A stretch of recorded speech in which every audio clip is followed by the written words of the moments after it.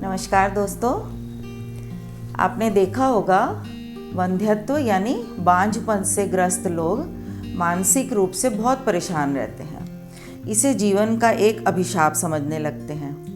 किंतु आज ज़माना बदल गया है। बांझपन के उपचार के लिए बहुत सारे तरीके ईजाद हो चुके हैं। इसके कारणों की पहचान के लिए बहुत सारे टेस्ट किए जाते हैं। उन टेस्टों में ही शामिल है एक टेस्ट जिसे हम हिस्ट्रोसाल्पिंजोग्राफी या हिस्ट्रोसाल्पिंजोग्राम कहते हैं। तो आज मैं डॉक्टर नीरज शर्मा हाजिर हूँ इसी विषय पर डिटेल में बात करने के लिए। बात शुरू करें उससे पहले यदि आपने अब तक चैनल सब्सक्राइब ना किया हो तो अवश्य कर लें, लाइक और शेयर भी करें, साथ ही बेल आइकन ज़रूर दबाएं ताकि आने वाले हर नए एपिसोड की जानकारी आपको तुरंत मिल सके। तो आते हैं अपने आज के विषय पर। सबसे पहले जानने की कोशिश करते हैं हिस्ट्रोसाल्पिंजोग्राम क्या है।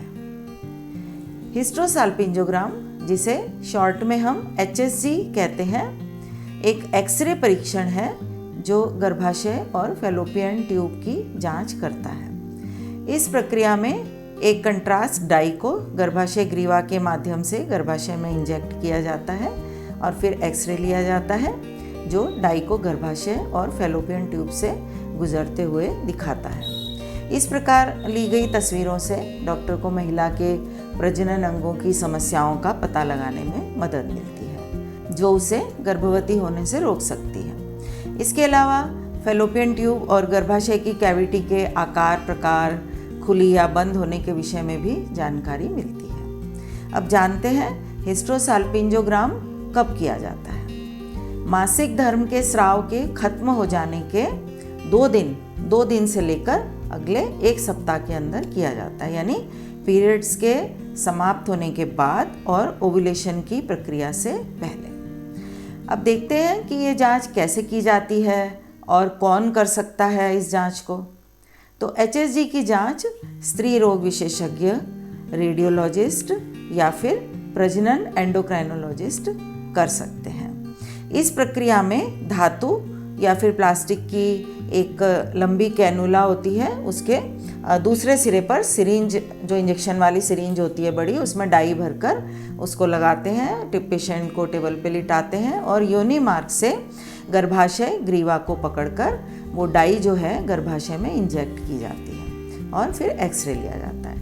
इसी प्रकार केवल बिना डाई के पहले और फिर थोड़ी थोड़ी डाई इंजेक्ट करते हुए 3 एक्सरे लिए जाते हैं। इसके बाद एक्सरे द्वारा लिए गए फोटोज़ को देखने पर रिजल्ट का पता चलता है।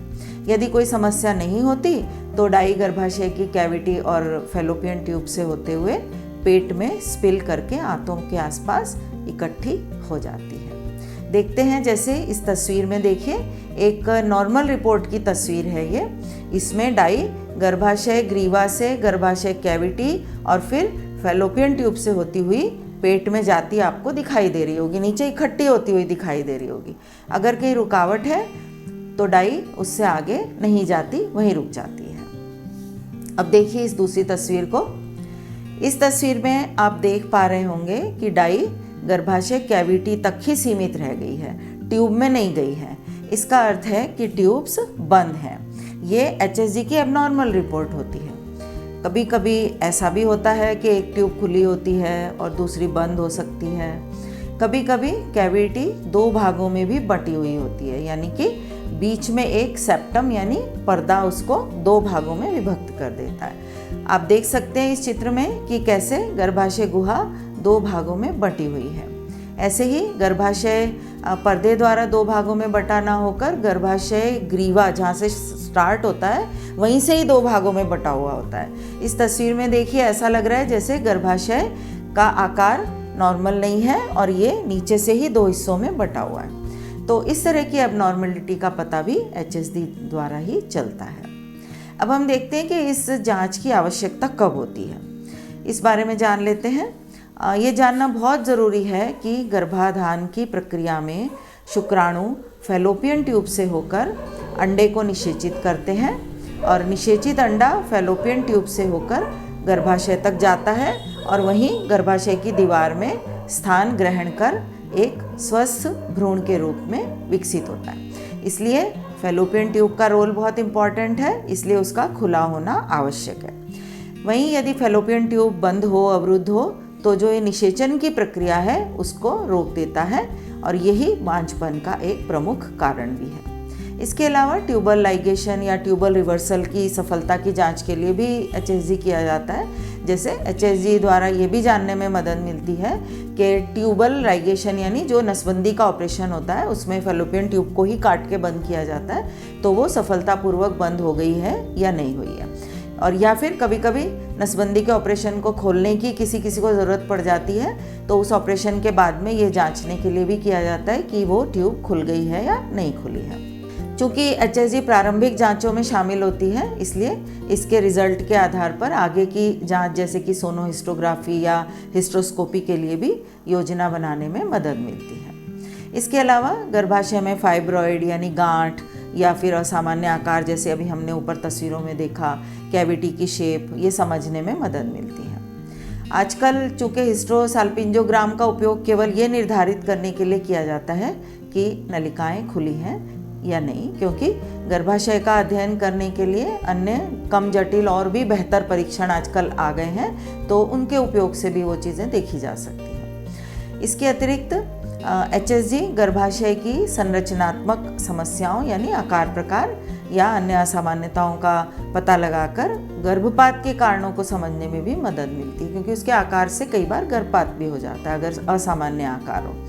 अब देख लेते हैं कि किसे हिस्ट्रोसाल्पिंजोग्राम नहीं कराना चाहिए यानी HSG नहीं करवाना चाहिए। यदि प्रेग्नेंट हैं, गर्भावस्था की स्थिति है या फिर पेल्विक कोई इन्फेक्शन हो तो HSG नहीं करवाना चाहिए। कोई महिला जांच के योग्य है या नहीं, ये जांचने के बाद ही डॉक्टर HSG की जांच के लिए भेजते हैं। वो ये पहले देख लेते हैं कि महिला गर्भवती तो नहीं है, डाई का कोई रिएक्शन तो नहीं होगा। ये जानना भी बहुत ज़रूरी है कि हिस्ट्रोसाल्पिंजोग्राफी की तैयारी कैसे करें।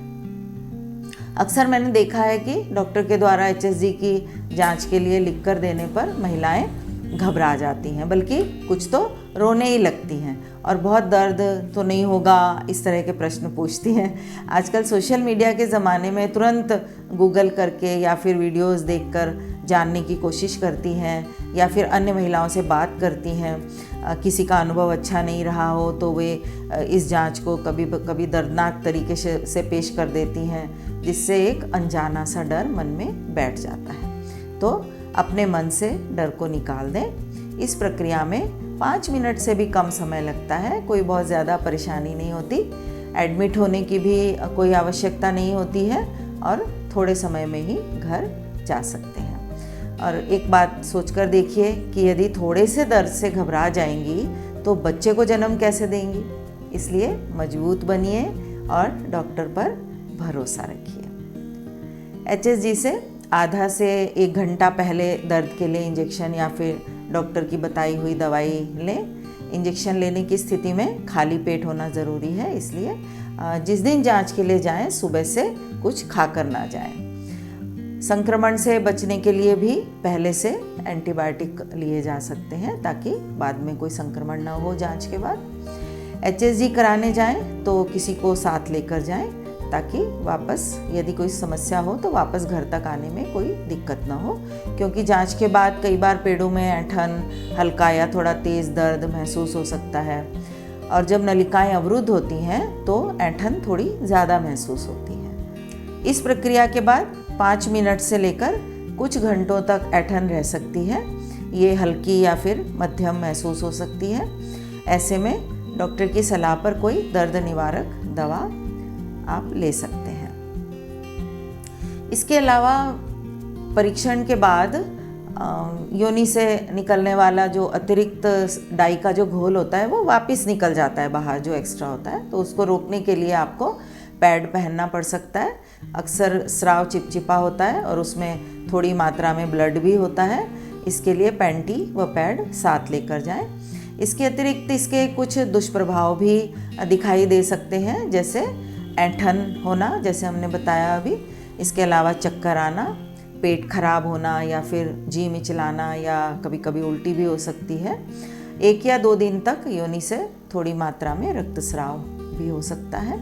जरूरी नहीं है कि हर महिलाओं को ये परेशानी हो, इसलिए डरने की आवश्यकता नहीं होती है। बहुत कम महिलाओं को इस तरह की परेशानियां होती हैं। अपनी सुविधा के अनुसार आप HSG के तुरंत बाद अपनी रोज़मर्रा की गतिविधियां फिर से शुरू कर सकते हैं। और इस प्रक्रिया के बाद कुछ दिनों तक यौन संबंध बनाने से, सेक्सुअल एक्ट करने से बचने की भी हम आमतौर से सलाह देते हैं पेशेंट को। अब इस परीक्षण के जोखिम भी जान लेते हैं। वैसे तो कोई खास जोखिम नहीं होते, किंतु HSG में एक्सरे तस्वीरें लेने के लिए विकिरण का इस्तेमाल किया जाता है। आप जानते ही हैं एक्सरे जो होती हैं रेज़, वो विकिरण पैदा करती हैं, लेकिन विकिरण की मात्रा बहुत कम होती है, इसलिए HSG को जोखिम भरा नहीं माना जाता। बहुत कम महिलाओं को कभी कभी संक्रमण की संभावना होती है, गर्भाशय में चोट लग सकती है या फिर डाई घोल से एलर्जी का रिएक्शन हो सकता है, पर ऐसे बहुत कम देखने में आता है। फिर भी यदि बुखार, ठंड लगना, बेहोशी, उल्टी आना, योनि से भारी ब्लीडिंग होना, दुर्गंधयुक्त योनि स्राव होना या फिर पेट में गंभीर रूप से ऐंठन होना, ऐसा कोई भी अगर लक्षण दिखाई दे जो कि इन्फेक्शन का संकेत हो सकता है, तो फिर अपने डॉक्टर से अविलंब आपको संपर्क करना चाहिए। एक प्रश्न कई बार पूछा जाता है कि HSG से गर्भ धारण की संभावना बढ़ जाती है क्या? तो कुछ अध्ययनों से ऐसा पता चलता है कि ट्यूबल फ्लशिंग से प्रजनन क्षमता में सुधार होता है, खासकर डाई इंजेक्शन के बाद पहले 3 से 6 महीनों के दौरान। कुछ रिसर्च से भी पता चलता है कि जब डाई के घोल में विशेष रूप से तेल, घुलनशील कंट्रास्ट माध्यम होता है तो गर्भधारण की संभावना बढ़ जाती है। फिर भी इन अध्ययनों की गुणवत्ता अलग अलग होती है, तो HSG निदान की प्रक्रिया तो है, किंतु प्रजनन उपचार के तौर पे इसको मानने के लिए अभी और अधिक शोध की आवश्यकता है। अक्सर ये भी पूछा जाता है कि क्या HSG परीक्षण से अवरुद्ध नलिकाएं साफ हो सकती हैं? तो डाई का घोल जो है वो संभावित रूप से छोटी मोटी रुकावटों को दूर कर सकता है और गर्भवती होने की संभावना को भी बढ़ा सकता है।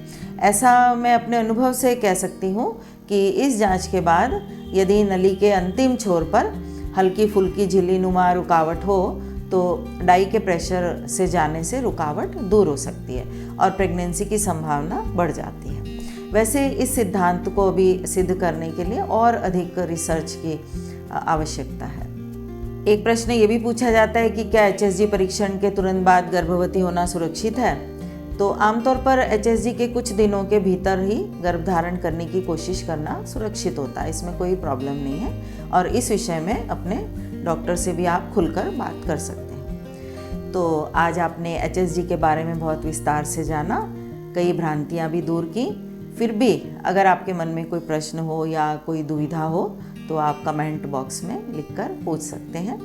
तो आज के लिए इतना ही, लेते हैं आपसे इजाज़त। दोबारा किसी और विषय पर बात करने तक चैनल को सब्सक्राइब, लाइक और शेयर करना ना भूलिएगा और अपना ख्याल रखिएगा। नमस्कार।